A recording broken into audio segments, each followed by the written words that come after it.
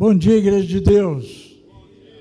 Que a graça e a paz do Senhor Jesus habite ricamente o coração, a vida de cada um que está participando desta adoração ao nosso Deus, cada um que está na sua casa, que não pôde estar aqui, via internet, está adorando ao nosso Deus, juntamente conosco, e nós nos colocamos agora em uma situação de alegria, de prazer, porque nós sabemos que Deus é conosco, e por causa disso, sejam todos bem-vindos ao melhor lugar do mundo, onde nós podíamos estar nesta manhã, é aqui, diante de Deus, junto com os irmãos, e ouvindo, aprendendo, e sendo exortados, encorajados, na nossa confiança, no que Deus está dizendo. Crer é uma coisa, confiar é outra. Nós precisamos confiar no que nós cremos. Às vezes nós só cremos, não é? Então, nesta mensagem, o que nós queremos, o objetivo nosso aqui é exatamente esse, de nos encorajarmos naquilo que nós cremos, na nossa confiança em nosso Deus. Nós precisamos sim, irmãos, de verdade, de ser confiantes, mesmo na presença de Deus conosco. E eu estou dizendo isso aqui nesta abertura porque eu quero compartilhar com a igreja o meu agradecimento pelas orações em favor do meu filho Felipe. Ele está quase voltando, viu, irmãos? As orações da igreja são muitíssimo importantes. Deus me permitiu aconselhá-lo para o casamento dele. E o que ele me abraçou e me disse, nunca foi feito na nossa vida. Nesses nossos mais de 50 anos, nunca. Ele falou: pai, muito obrigado, porque tudo que o Senhor me ensinou, na prática, é verdade. Graças a Deus. E as orações da igreja, essa esposa dele, ela é temente a Deus, está afastada da igreja onde ela congregava, mas o Espírito Santo de Deus tem trabalhado, e eu sou aquele pai do filho pródigo, que todo dia olha lá no caminho, e um dia, ele está voltando.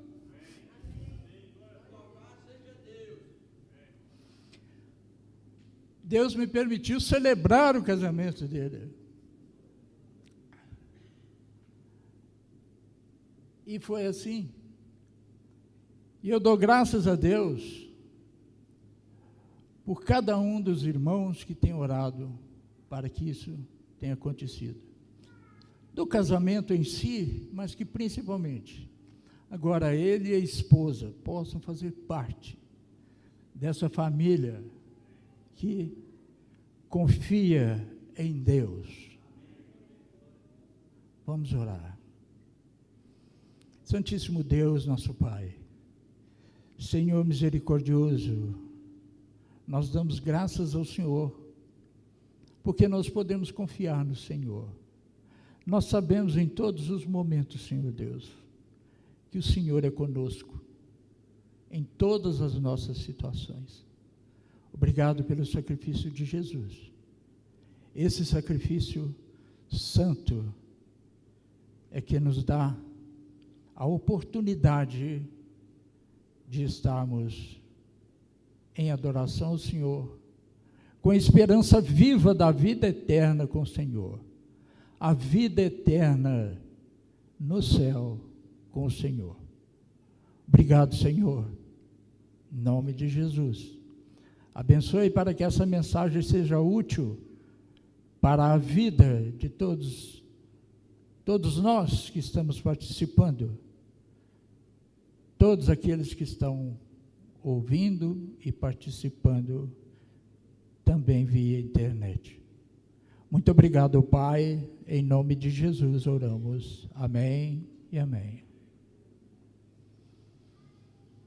Muito bom, irmãos. Veja, não se preocupem, não é uma das frases que tem nesse texto que foi lido? Deus conosco. Não se preocupem, porque esse texto é apenas o princípio. Esse negócio aqui. É apenas o princípio do encorajamento aos discípulos. E nós somos discípulos de Jesus Cristo, não somos? Não se preocupem. Qual é o sinônimo para esta expressão? Podem confiar em Deus. Nós podemos confiar em Deus. Como discípulos de Jesus Cristo, nós precisamos sim. Nós precisamos de ouvir a voz do nosso Senhor. Hoje nós precisamos ouvir Jesus Cristo, o Filho de Deus. Nós precisamos. Por isso, irmãos, esse negócio sempre me enrola aqui. Nós precisamos da palavra de Deus e ser encorajado que um dia eu vou ficar bom nesse negócio aqui, né? Mas o que nós precisamos entender na palavra de Deus para o nosso bem, para a nossa vida, para a manutenção da nossa esperança da vida eterna com Deus. Uma das passagens é essa aqui, João 17:3, onde o Senhor Jesus, Ele está dizendo, a vida eterna é esta. E às vezes nós lemos no automático, muitas das passagens que o Senhor Deus está falando conosco, que passamos por cima de muitas informações. A vida eterna é esta. E às vezes nessa oração de Jesus, nós falamos muito lá no final dela. Nós precisamos ser um, nós precisamos ser, porque Ele e o Pai é um, né? Ele está orando por nós, tal. Mas o que nós precisamos entender é que Ele está falando sobre o que é a vida eterna. Que te conheçam a Ti, o único Deus, verdadeiro, e Jesus Cristo, a quem enviaste.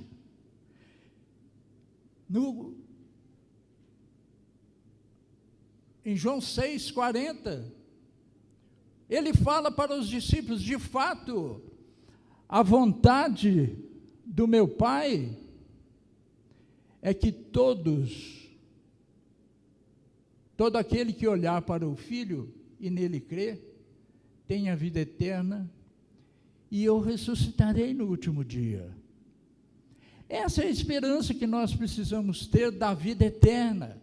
É a vontade do Pai, é que nós precisamos olhar para o Filho, dar atenção ao Filho, saber o que o Filho está ensinando para nós, o Filho de Deus. E, irmãos, uma coisa interessante que nós aprendemos, em 1 João capítulo 5, versículo 3, está escrito, o amor a Deus significa obedecer aos seus mandamentos e eles não são pesados. Tem umas versões aí que diz que eles não são penosos. O que o Filho de Deus tem feito por nós é para facilitar a nossa volta à vida eterna, é para facilitar a nossa volta ao jardim de onde um dia nós fomos expulsos. Nós queremos voltar para lá, mas agora nós temos alguma coisa para fazer. Então, o amor de Deus significa, 1 João capítulo 5, versículo 3, né? O amor de Deus, o amor a Deus significa obedecer os seus mandamentos. Se nós queremos amar a Deus, nós temos que ter isso em nossa mente. A parte mais pesada, irmãos, a parte mais pesada da nossa obediência a Deus, o Filho já fez, não é? A cruz. Essa foi a parte pesada. E essa parte de derramar o sangue dele, o sangue de Jesus, ele tem ação na vida da igreja dele. O sangue de Jesus tem ação na nossa vida até o dia de hoje. E assim será até quando ele entender que é o último dia. Por quê? Porque o sacrifício de Jesus, o derramamento do sangue dele lá na cruz, foi para pagar todos os pecados, não é isso? Não é isso que a gente aprendeu? Não é isso que a gente crê? O sangue dele paga, cobre todos os pecados, do primeiro ao último. O último já aconteceu? Então vale até hoje. O sangue de Jesus, Jesus Cristo, sangue não é vida? Sangue é vida.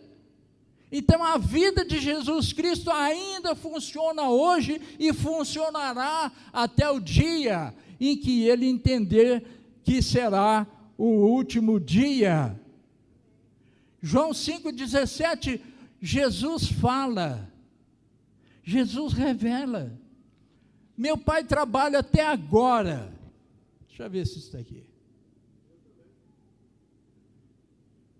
Meu Pai trabalha até agora, por isso eu trabalho também. Foi só naquela época em que ele estava ensinando os discípulos? Não. Ele trabalha hoje, por seu intermédio. Se você não está trabalhando para Jesus, tem alguma coisa a ser observada. Ele trabalha ainda hoje por nosso intermédio, quando nós divulgamos o Evangelho de Jesus Cristo. São as palavras de vida. Ele trabalha ainda hoje, através da igreja dele. Agora, irmãos, que trabalho é esse? É um trabalho de passatempo? Não, não é um trabalho para passar o tempo, é um trabalho em nosso favor. Olha que coisa linda que o profeta Isaías diz aqui, e que às vezes a gente passa por cima, não interpreta. O apóstolo Paulo interpretou esse versículo para a igreja dos Coríntios. O apóstolo Paulo interpretou para aquela igreja. Nós precisamos interpretá-la hoje para nós aqui. Que coisa linda! Diz o profeta,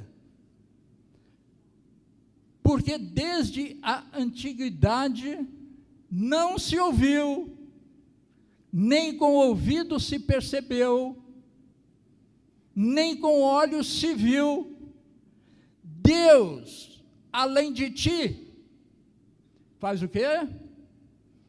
trabalha para aquele que nele espera. Deus está trabalhando até hoje por nós. Então, irmãos, Ele trabalha a favor de nós que esperamos por Ele. O salmista, no capítulo 25, versículo 14, cantou uma coisa maravilhosa. Ele diz lá que a intimidade do Senhor é para aqueles que o temem. A esses Ele dá a conhecer a sua aliança. Então, nós temos que buscar o conhecimento dessa aliança. A aliança do Filho de Deus conosco. O sangue de Jesus Cristo é muito...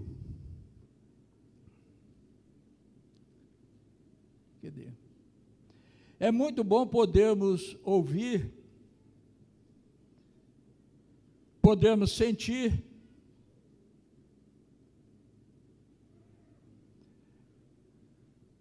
que Deus trabalha por nós.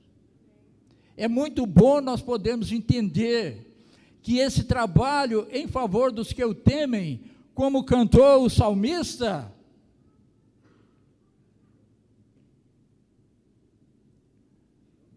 que coisa, hein? Eu não tive tempo de imprimir, que eu gosto de ver no papel. Eu sou antigo, né? Papel é mais interessante, né?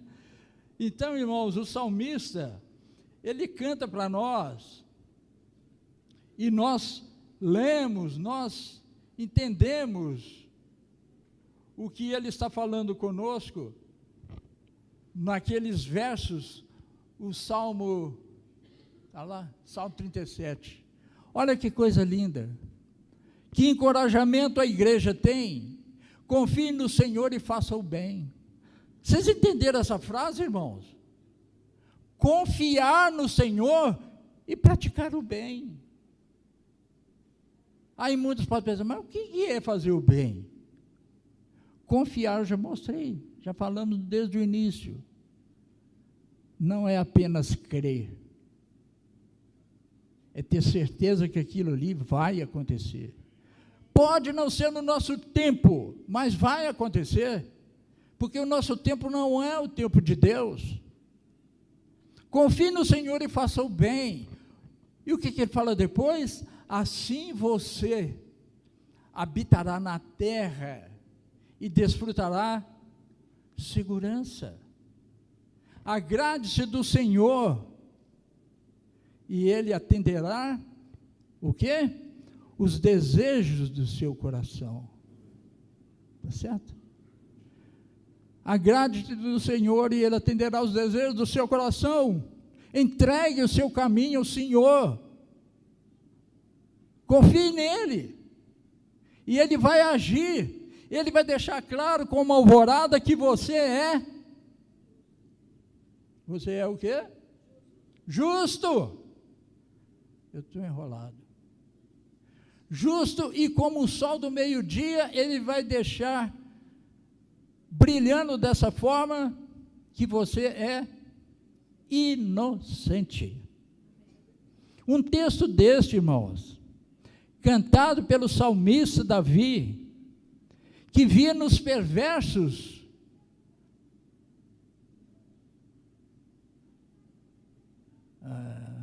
que coisa. Acho que vai dar certo. Ele via nos perversos, todos eles se prosperando. Vocês lembram daquele salmo que ele fala lá? Eu estava olhando a prosperidade dos perversos. Hein? Escorreguei, quase, os meus pés resvalaram. Quase que ele caiu, porque ele estava olhando a prosperidade dos maus. Mas ele se deu conta que ele estava chegando na casa de Deus. Sentia em sua alma certeza que a felicidade está com os justos. Os ímpios, Eles podem até ter uma aparência de felicidade, uma aparência de que tudo está muito bem, mas, de verdade, nós que observamos isso, nós não temos que preocupar, porque a maldade existe desde os dias de Caim, e nós temos que entender que o que Deus está fazendo por nós, ainda hoje, porque o pecado ainda não acabou, e começou lá nos dias de Caim. Olha o que Deus pergunta para o Caim: por que você está furioso? Por que está transtornado o seu semblante? Se você fizer o bem, está vendo? Então Deus já sabia que ele estava fazendo o mal. Deus conhece o nosso coração. Deus sabe o que está no nosso interior. Por isso ele falou para o Caim: se você fizer o bem, não é certo que você vai ser aceito? Deus está dando a oportunidade para ele de ele consertar, ele melhorar a sua situação. É o que ele está fazendo por nós até hoje, porque ainda há pecado. Deus ainda está trabalhando por nós, que temos a esperança da vida eterna. O sangue de Jesus ainda vale para nós, que almejamos estar na eternidade com Ele. Mas o que o Caim fez? Afastou-se da presença do Senhor e foi viver na terra do Nod, ao leste do jardim. Isso me lembra, vocês já viram algum caso assim, que um filho faz uma coisa errada? Qual é a primeira atitude? Esconder, né? E tem aqueles filhos assim que vai e esconde atrás da cortina, muito bem escondidinho, né? Mas o pé está lá, a ponta do pé está lá, né? Não tem jeito. O Caim achou que podia fazer isso, ele fugiu da presença de Deus, menino travesso, não é? Não é isso que Deus... a atitude dele foi matar o irmão, não é? Porque estava de bem com Deus, e logo em seguida, no versículo 16, ele afastou-se da presença de Deus. E há um outro salmo, que canta assim o salmista, no Salmo 34, versículo 7, deixa eu ver se ele está aí, tá. O anjo do Senhor é sentinela ao redor de quem?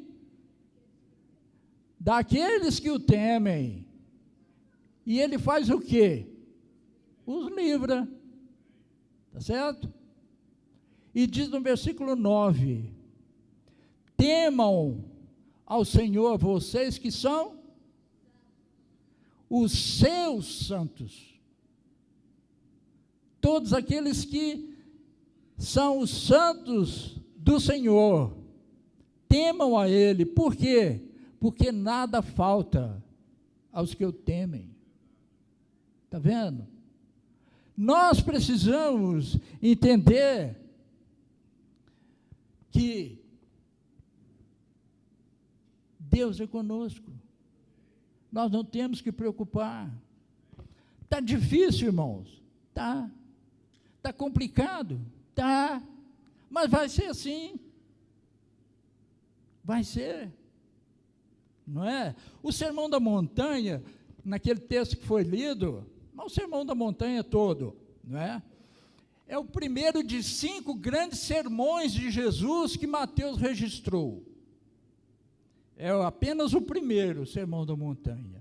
E esse sermão não apresenta o caminho da salvação, mas ele ensina para uma vida justa a todos aqueles que desejam fazer parte do rebanho de Deus.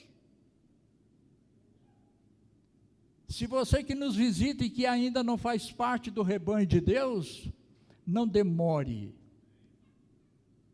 Venha logo fazer parte desse rebanho.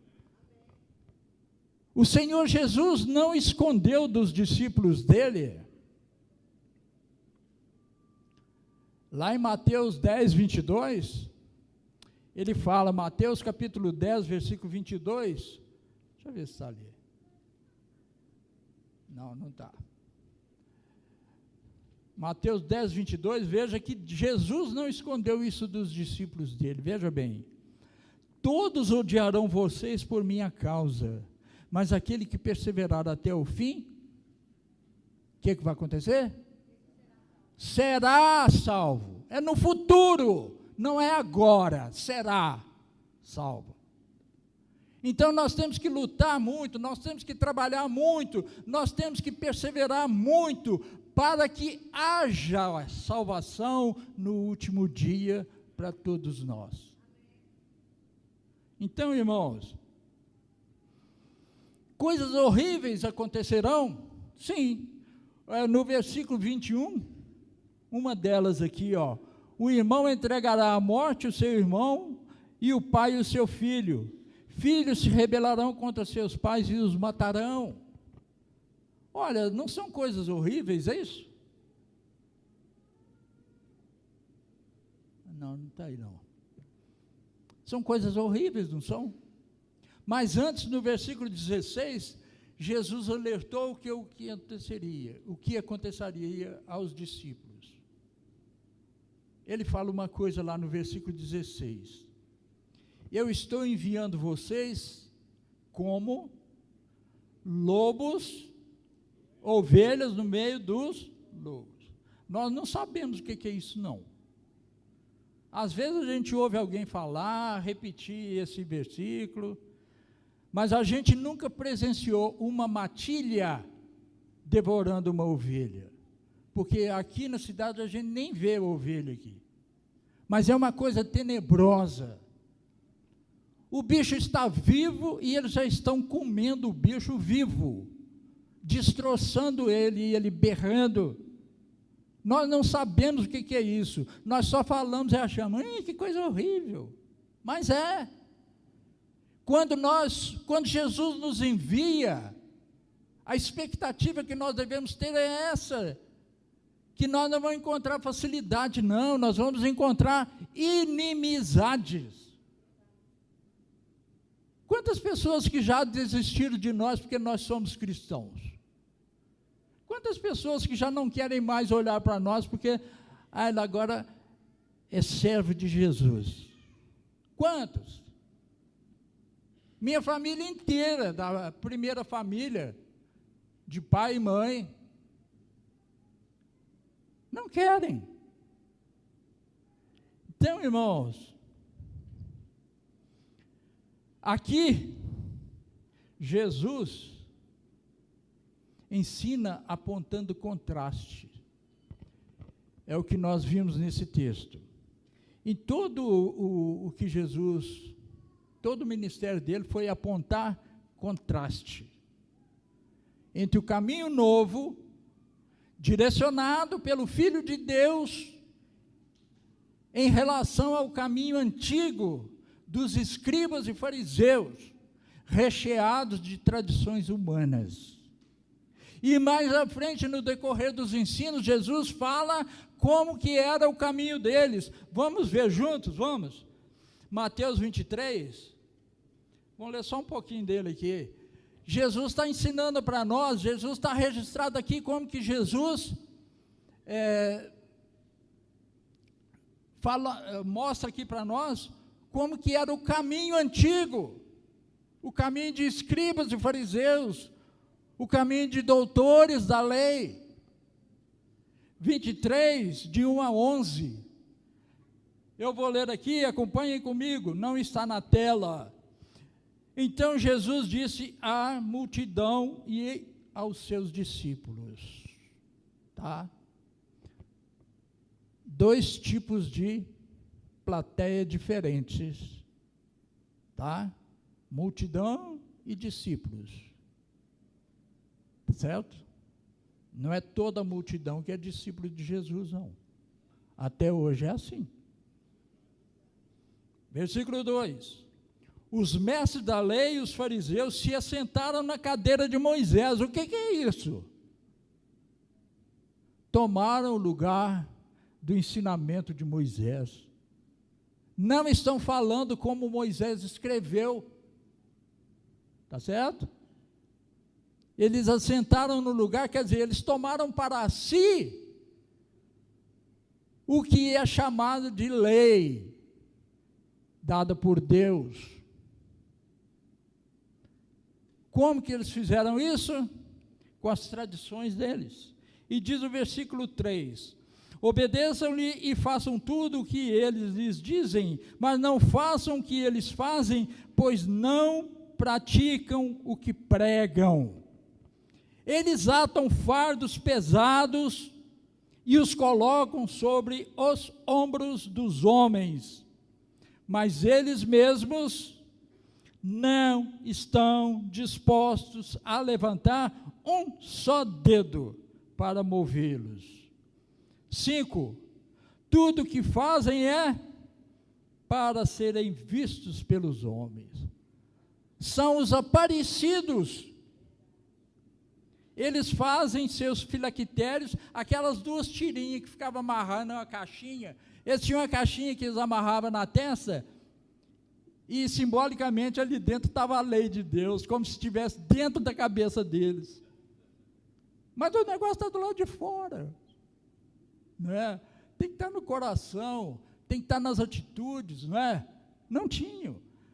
Então eles atam fardos pesados, não é isso aqui não, 5.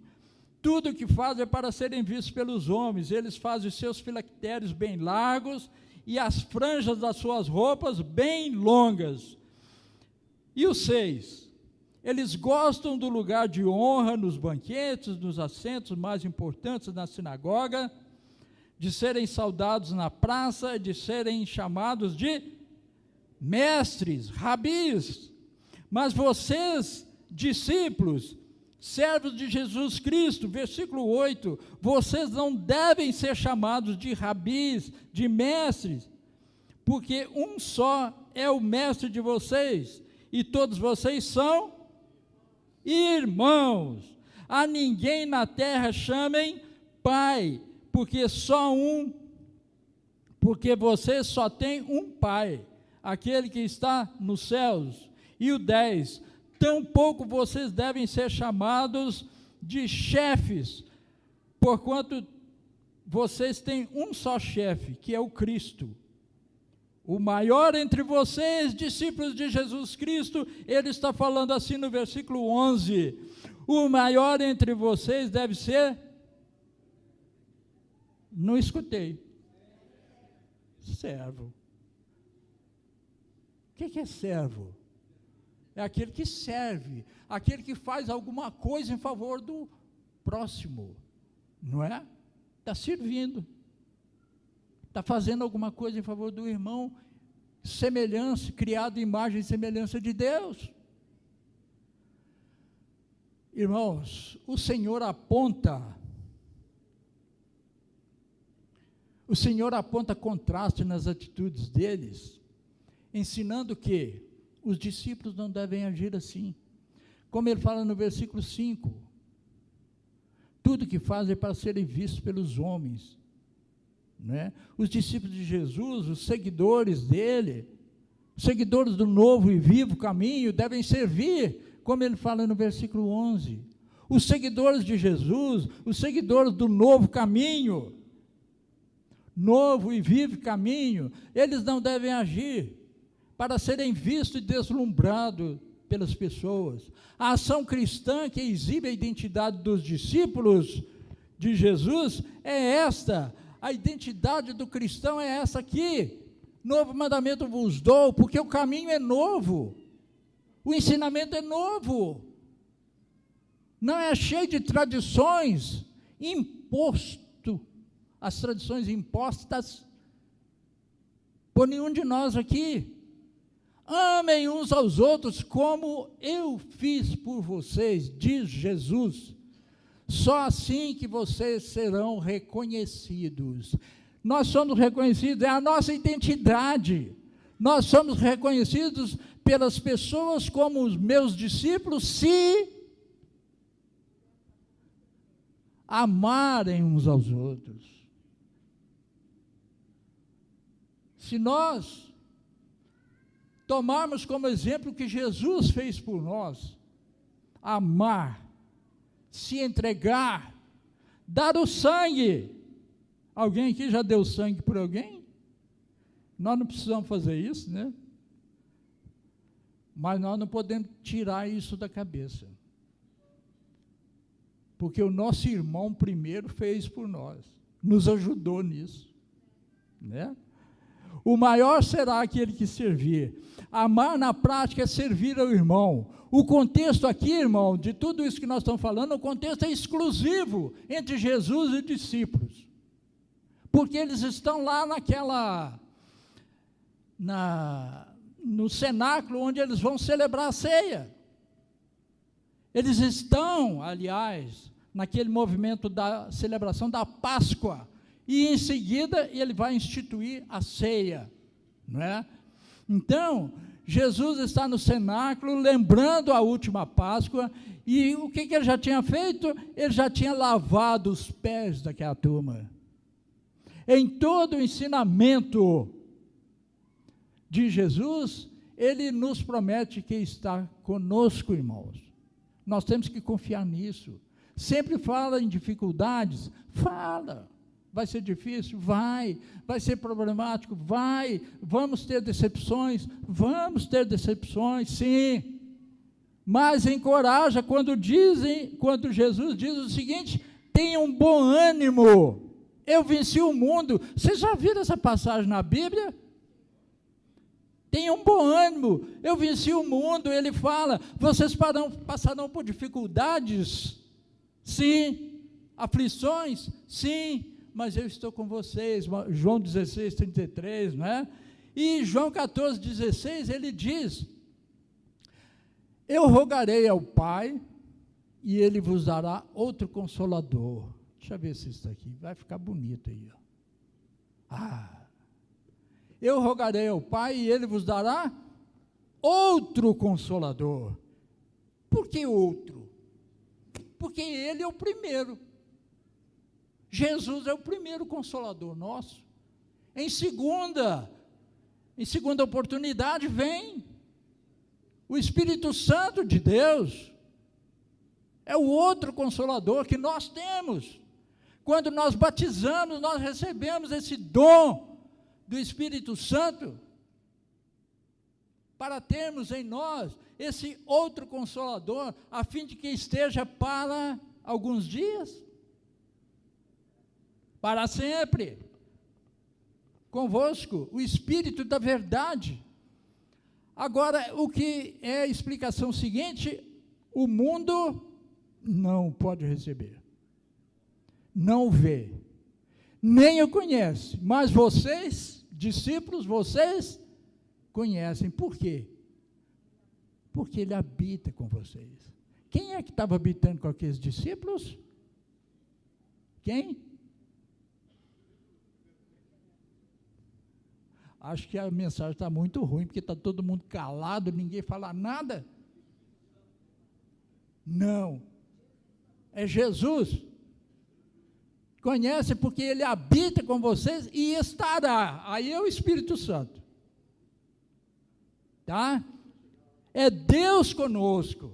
João 14, 18. Ô irmãos, nós não temos que preocupar, não se preocupe. Olha o que Jesus está garantindo para nós. Eu não os deixarei órfãos. Eu voltarei para vocês. Deus conosco. Confiança e coragem.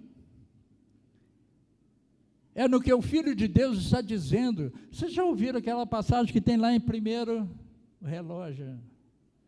Eu não estou olhando para relógio, não. Estou rebelde. Hebreus capítulo 1, versículo 1. Tendo Deus antigamente falado aos pais, de muitas formas pelos profetas. Nesses últimos dias que nós estamos nele, ele nos falou por meio do Filho, a quem constituiu herdeiro de todas as coisas. Ele é a expressão exata do seu ser. Então, irmãos, isso é para que nós possamos entender que Deus está conosco, não apenas habitando em nós o Espírito Santo de Deus, mas também no poder, aqui, olha, no poder que tem aqui. Isso aqui tem o poder do Espírito Santo de Deus. Isso aqui transforma vidas. Isso aqui evita que muitas pessoas tomem o caminho da vida eterna. Isso aqui evita que muitas pessoas mudem o passo para o lado do céu e deixem o lado do inferno. Porque se você não obedecer ao Filho de Deus, Jesus Cristo, você vai para o inferno. Tem muita gente que não gosta de falar essa expressão, não, é violento, mas é verdade. Quem não obedece a Jesus Cristo vai para o inferno. O contexto da Bíblia é esse. Então, irmãos, para a minha rebeldia não ficar muito extensa, nós temos que entender que o mundo está perdido. 1 João capítulo 5, versículo 19, primeira carta de João capítulo 5, versículo 19, o mundo jaz no maligno. Deus está conosco todos os dias até o fim. Mateus 28, 20, não é isso que ele falou? Vocês vão e façam discípulos. Ele não mandou fazer membro para a igreja, não. Ele fala para fazer discípulo. É diferente de fazer membro.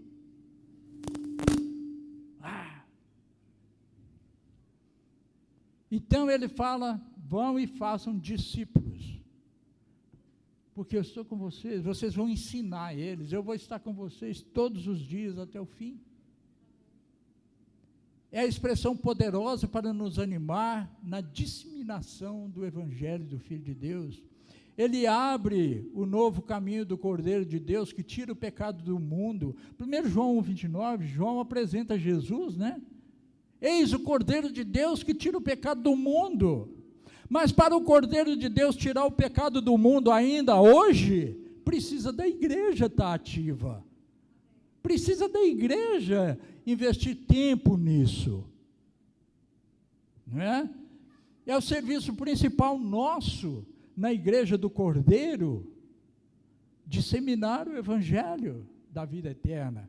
É a maneira dele tirar o pecado do mundo pela pregação e divulgação do Evangelho de Jesus Cristo. Agora, nós somos os seus trabalhadores, ou não?